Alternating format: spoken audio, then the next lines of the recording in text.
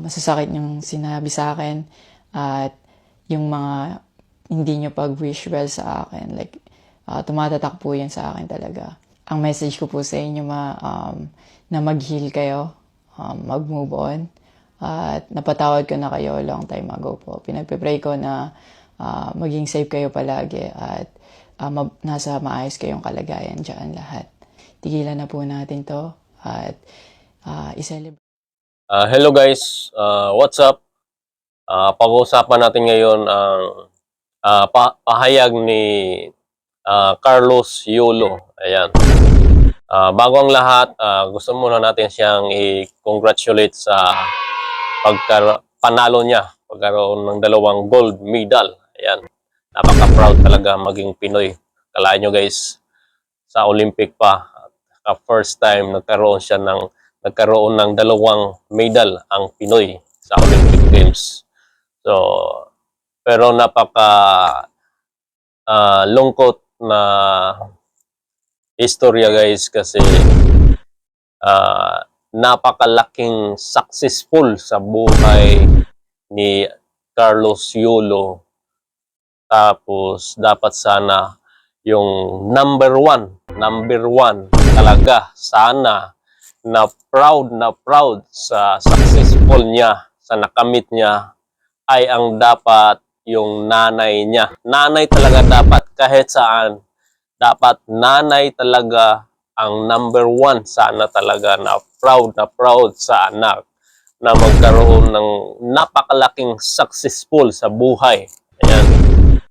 Hindi lang sa Pilipinas, kundi sa buong mundo nagkaroon ng gold medal ang Pilipinas. Ayan, bit ni Carlos Yulo yung bansa natin guys. Lahat nag-congratulate sa kanya, lahat ng Pilipino, proud na proud siya.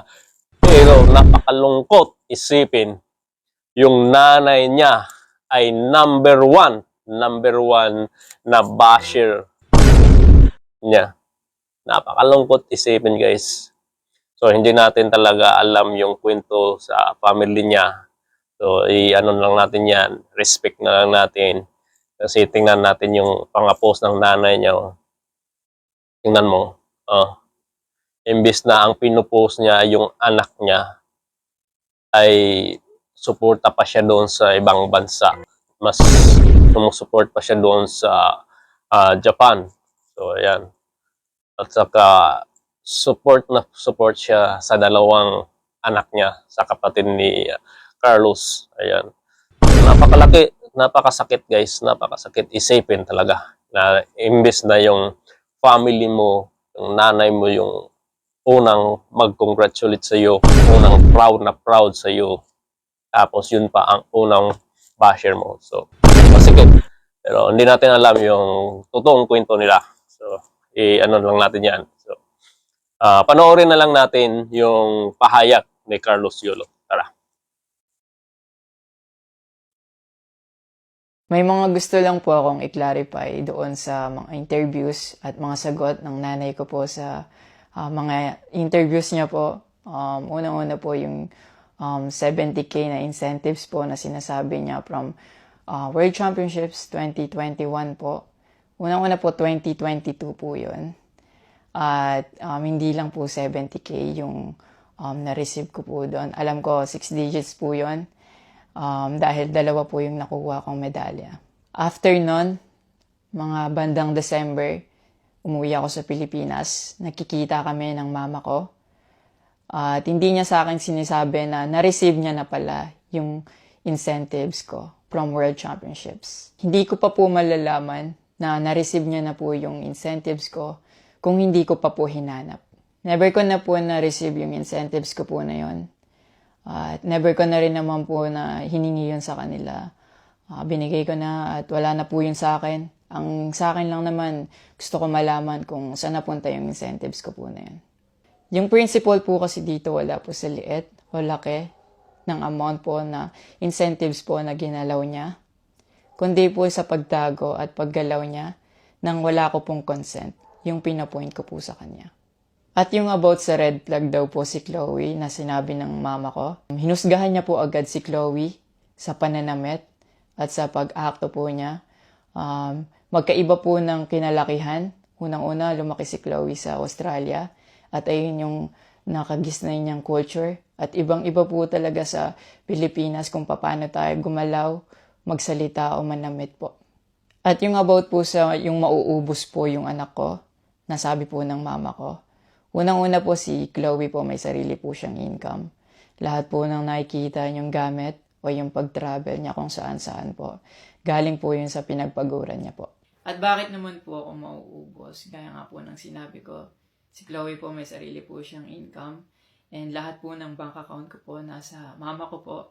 At may mga instances po talaga na si Chloe po yung sumasalo sa akin that time po. Bukod sa incentives po, nasa kanya din kasi yung bank account ko sa monthly allowances sa pag-gymnastics ko.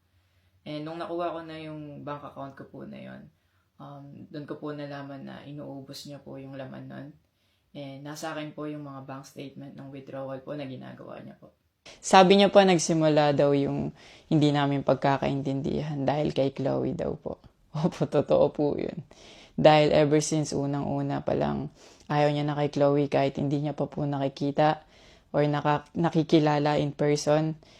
And mas nagkalabuan po kami nung naglagay po ako ng boundaries sa relationship ko. Kasi pinaglaban ko po si Chloe dahil gusto ko po siya. Yung about sa training camp na kinikwento niya na si Chloe dapat wala na daw doon, sabi ng former coach ko pagdating nung dalawang magte-training camp doon. Usually, kapag magte-training camp kami, palaging naka-hotel.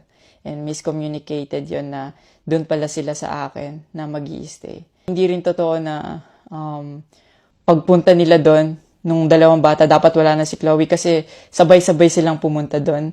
Actually, nagulat pa yung former coach ko kasi nandun si Chloe. Minelcome naman namin sila talaga. Nag-prepare kami para sa kanila. So, hindi ko alam kung bakit ganun yung mga sinasabi niya. At yung sinasabi niya po na yung dalawang bata po dahil si Chloe andun, yung nakabalandra daw yung puwet po. Bilang nakakatandang kapatid po, bilang boyfriend ni Chloe po, at bilang ate at kuya po, kami po aalagaan po namin sila. Hindi namin po gagawin yung mga iniisip niya na gano'n ang dumi niya mag-isip at hindi appropriate yon para sa akin at disrespectful yon actually sa akin and kay Chloe po. Yung sinasabi niya na so dapat wala daw pong outsider or guest po doon sa apartment ko po.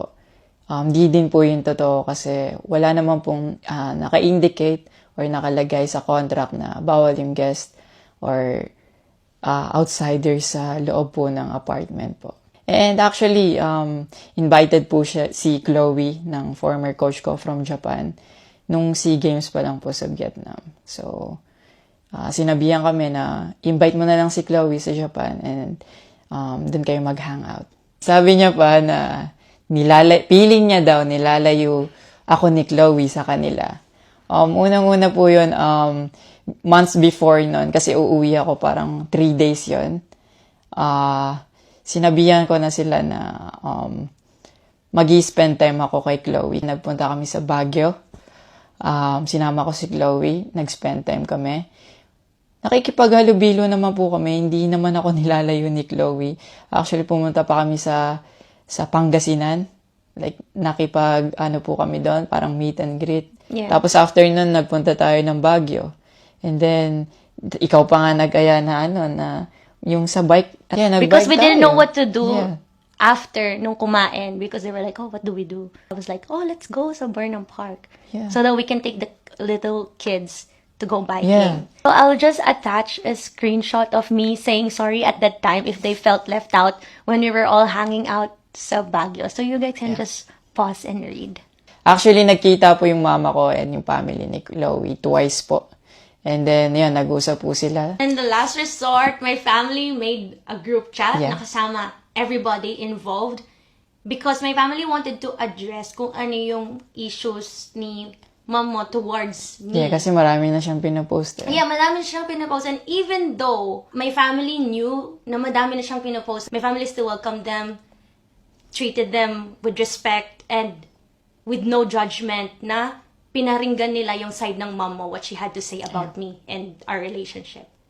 And then, after the group chat, she left, your mom left, and wala siyang narinig anything from my family. May recent interview po kayo na kinakongratulate niyo po ako. Kung genuine po talaga kayo, maraming salamat po. Ina-acknowledge ko po yung pagka-congratulate niyo sa akin. Pero nagpa-flashback pa rin po talaga yung masasakit yung sinabi sa akin at yung mga hindi nyo pag-wish well sa akin. Like, tumatatak po yan sa akin talaga.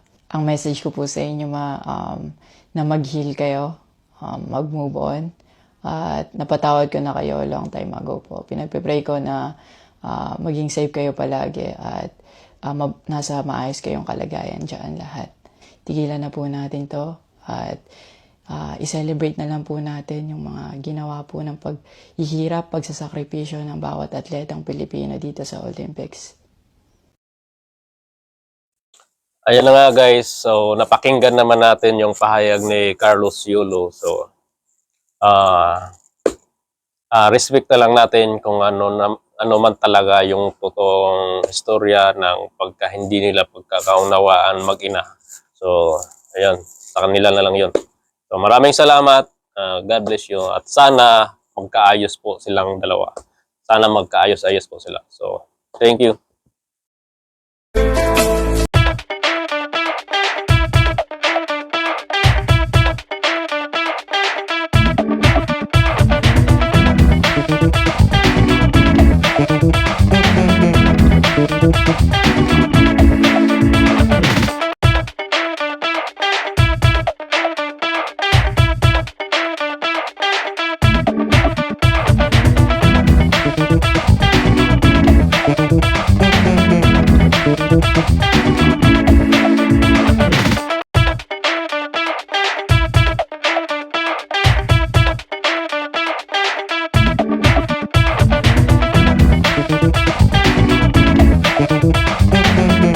Thank you.